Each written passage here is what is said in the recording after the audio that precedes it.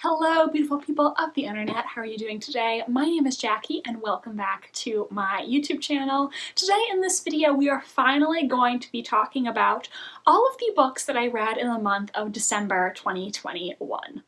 In the month of December, I read 5 books for a total of 1,749 pages and an average star rating of 3.8 out of 5. I read all of the books on my TBR except for The Final Empire, the first in the Mistborn series by Brandon Sanderson. I just ran out of time. I did really want to get to it, but it didn't end up happening. It was a busy month and I wasn't reading as much as I sometimes do, so I didn't get to it, but I still really want to read this someday. So let's just dive into the books that I did end up reading this month. First up, I actually had a reread. I reread Hamnet by Maggie O'Farrell. This was for my in real life book club with some people that I work with. I gave this 5 stars the first time I read it. I still gave it 5 stars the second time. I really think this is a well-written, emotional novel with a very interesting take on the Shakespeare family. I'm not going to talk about this book too much because I have read it before and I feel like a bunch of people on BookTube have discussed this book, have read it, so you don't really need me to go into too much detail. This novel is a very emotional and raw portrayal of grief and how a loss can impact a family. In this book, we deal with the death of Shakespeare and Agnes's son, Hamnet, which some Shakespearean scholars believe may have been an inspiration for the play Hamlet. And the first time I read this book, it made me cry. The second time I read this book, I still cried. So I think that tells you that it's a well-written story, because when a book can actually move me to tears, that to me is just a testament of how well done the emotions are and how real it feels, even though it's fictional, because I don't cry at fictional things that often. What I really enjoy about this story is the realness of the emotions and also the character of Agnes. I think Agnes is really the shining star of this book, and I really liked the way that Maggie O'Farrell chose to portray Agnes Hathaway, because a lot of times what I've seen when scholars are discussing the Shakespeare family dynamics is a lot of sexist assumptions. A lot of people assume that William and Agnes must have had a bad marriage because she never moved with him to London and she was older at the marriage. She probably got pregnant on purpose to force him to marry her, and there's really no proof of that. Is that possible if that was true? Yes, but it's often treated like that's definitely what their marriage was like when we really don't know. So I really appreciate how Maggie O'Farrell actually depicts them as being in love, and she offers other explanations for why things might have been the way they were. And so I really like that she's offering a different perspective other than the same "it's all Agnes's fault" talking points that you usually see. Overall, I really enjoyed this book, and I think it's good for book club discussion if you're looking for a next book club pick. Speaking of Shakespeare, next up I read Twelfth Night, and this is a play that I know a lot of people like. Personally, for me, it was fine, but I really didn't love it as much as other people seem to. I gave this a tentative 3 stars. I think I really need to watch a performance of this to know what I would actually rate it, because for me personally, I think the comedies don't translate as well when you're reading them. I mean, I know when I read Much Ado About Nothing, that I now absolutely love, while I was reading it, I was like, yeah, this is good, I guess. It's really not funny. But then when I actually watched a performance of it, I had such a blast and laughed along so much. So I feel like the comedies don't necessarily translate as well without the physical actions. So what is this play about? Our main character is a young woman named Viola, and her twin brother Sebastian are shipwrecked, and Sebastian is presumed dead. So Viola ends up disguising herself as a man to gain employment in the household of a wealthy nobleman named Orsino, and a bunch of other shenanigans are going on. Orsino is involved with this woman named Olivia, but then Olivia meets Viola disguising herself as a man, and she falls in love with Viola thinking that Viola is a man, and Viola can't tell her that she's actually a woman because that'll blow her cover. There's a whole bunch of shenanigans going on here. Several times this play gave me whiplash because the characters in this play fall in love so damn fast. You won't even see two characters interact on the stage, and then one of them is already like, I'm in love with this person. And I'm like, how? Like, how many words have you ever spoken to each other in your entire life? God, Shakespeare characters are the kings and queens of making poor decisions.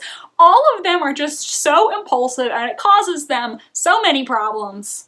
I also feel like there was no character in this play that I really enjoyed. I didn't really strongly dislike any of them, but there was no character that really stood out to me or that I strongly connected to. I really didn't have any strong feelings about any of the characters or anything that was happening. I did find on YouTube a video of a performance of Twelfth Night from, I think, the Texas Shakespeare Festival. So at some point I think I will watch that. Obviously this is a play. That's how it was meant to be consumed, and I think I might like it a little more watching people perform it, just seeing them add some extra emotion to the dialogue.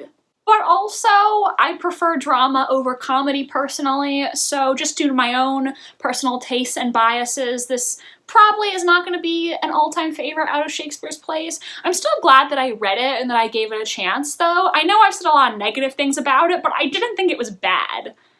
Then I read The Lady of the Rivers by Philippa Gregory. This was in my These Books Will Self-Destruct in 12 Months video. I finally read one of the books from that video, guys. Be proud of me. Now, Philippa Gregory, I'd only read one other book of hers before, which was The Constant Princess, and I absolutely hated that book. So I didn't go into this book with very high expectations. I did not love it, but I didn't hate it. I gave it 3 stars. I think this had an interesting storyline, but the writing, in my opinion, still left something to be desired. This is the first of Philippa Gregory's Plantagenet and Tudor novels, and it follows Jacquetta of Luxembourg. When she is a teenager, she marries the Duke of Bedford, who is the uncle of the King of England, I believe. Jacquetta also has the gift of second sight because her family is descended from the water goddess Melusina, and so the women in their family have long had these special gifts they have to keep secret from the world. While married to the Duke of Bedford, Jacquetta falls in love with Richard Woodville, the Duke's squire, who is far below her in the English social hierarchy. But after the Duke dies, Jacquetta is willing to do what it takes to marry the man she loves, even though it's not something that society is willing to accept. I know it sounds like I gave you a lot of details, but literally all this and more is on the back of the book. It's not a spoiler. I do think this book had a really interesting storyline, and it actually taught me some things that I didn't know before. I didn't know that Joan of Arc was once, I don't know how to phrase this, not a prisoner exactly, but during this English-French conflict, words are hard, she was with the Luxembourg family who eventually gave her back to the English, making it possible for her to be burned at the stake. I did not know that, so that was really interesting. I didn't know that Jacquetta was connected to Joan of Arc at all. There was also a subplot that involved a royal duke's wife being put on trial for witchcraft, and this is an actual thing that happened. I'd never heard about this woman or this trial before. I wish that the book had given that more attention. Honestly, I would read an entire book just about her because I think that could be really interesting. this book takes place over many years, and because it's covering such a long period of time with so much going on, there will be long paragraphs or sometimes even multiple pages where Jacquetta is just narrating many events, basically saying, this happened, and then this happened, and this person did this, and this person did that. It doesn't flow. Also, I think sometimes Philippa Gregory was concerned that you, the reader, were not going to know who someone was, or you would have forgotten.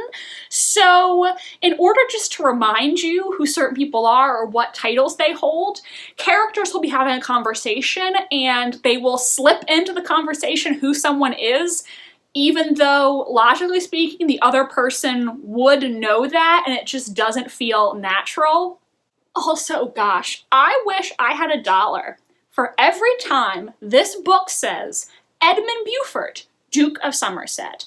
It's like Philippa Gregory thinks that you've somehow forgotten that Edmund Beaufort is the Duke of Somerset, because every single time he's mentioned in this text, he is referred to as Edmund Beaufort, Duke of Somerset. Not just Edmund Beaufort, not just the Duke of Somerset, Edmund Beaufort, Duke of Somerset. Did you know that Edmund Beaufort is the Duke of Somerset? Hey, so-and-so, Edmund Beaufort, Duke of Somerset is coming over later. Oh my god, I get it. Edmund Beaufort is the Duke of Somerset. You have said it 50 times, Philippa.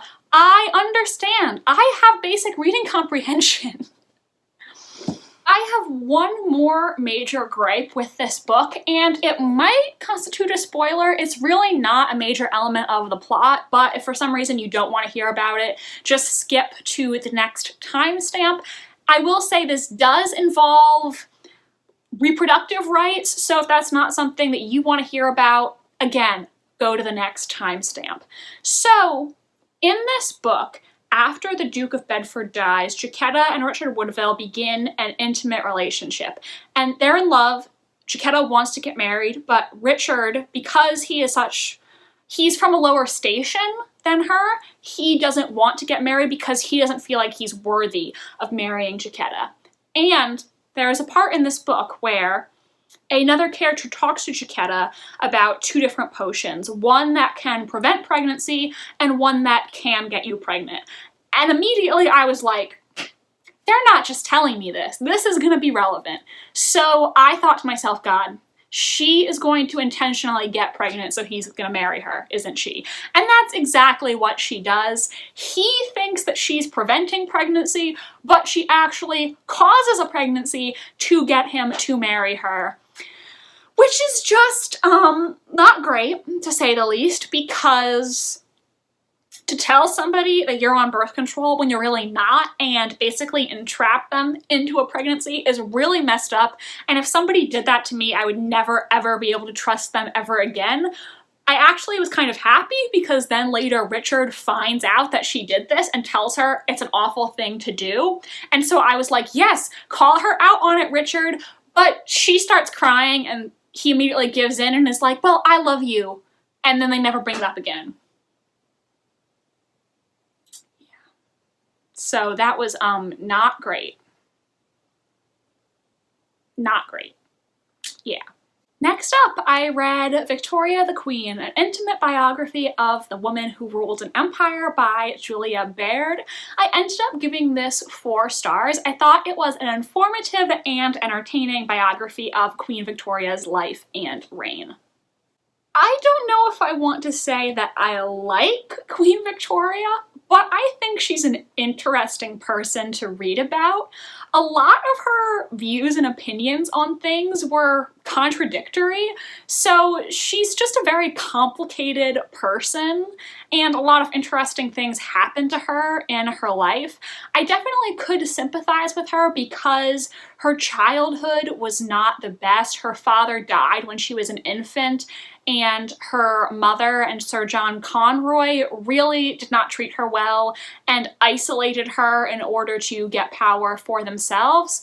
I also walked away from this book with the opinion that I do think if Victoria existed today, she should have gone to therapy, because I personally felt like it seems like her father's death when she was so young really had a psychological impact on her, and I think that's why she probably attached herself so strongly to various men in her life, from Lord Melbourne to Prince Albert, even to John Brown after Albert's death. I think that really left a void in her life that she was always trying to fill in a way. One of the things that Julia Baird did in this book that I found really interesting was at times she would discuss how in the past the takes of predominantly male historians have really influenced the way that Victoria is viewed. For example, a lot of people say that Victoria was a terrible mother and that she hated being a mother and she didn't like her children. That's something that I always took as fact, but it actually is a little more complicated than that. She did have diary entries and letters where she discussed how much she enjoyed being a mother and having a domestic life, but men in the past who were studying her didn't deem that as being important because that was, you know, women's stuff, and who really cares about that? So she actually was a slightly better mother than I thought she was. I say slightly because I definitely wouldn't want her as my mother, but she did have diary entries from when her first child was born talking about how happy she was and how her daughter was so perfect and this was everything that she ever wanted. So clearly she did actually like having a domestic life. It's more so she hated being pregnant all the time, which, hey, I can understand because I wouldn't want to do that either. Again, though, I don't think she's Mother of the Year because she blatantly played favorites with her children. She was extremely harsh towards some of them, Birdie in particular. She would outright say that some of her children weren't attractive, so yeah, I'm still glad that she wasn't my mother, but people who say that she hated her kids, that's not really the truth. There were a lot of paintings and photographs that were interesting to look at. There are some family trees in the beginning, and also, for lack of a better term, a cast of characters, sort of. At the beginning of the book, it has quick blurbs about some of the important figures that will later appear in the biography, so if you don't know a lot about Queen Victoria or you get confused, you can flip to the front of the book for a little refresher on who's who. It has a list of her family members, her prime ministers, other important figures. Anyways, I really enjoyed this book. I think my one main issue with it was that sometimes I didn't think the organization was the most accessible. Julia Baird sometimes jumps back and forth between the decades in a chapter, and so it's not really in a distinct chronological order all the time. With Victoria's children in particular, in the part of the book where she was starting to have children, because of this jumping around in time, you read one page and it references her having 4 children. Then 2 pages later, she has 3 children. Then the next page, she has 6 children. So it's a little hard to keep them all straight. I kind of feel like when she first brought up the children, she should have just named them all at once.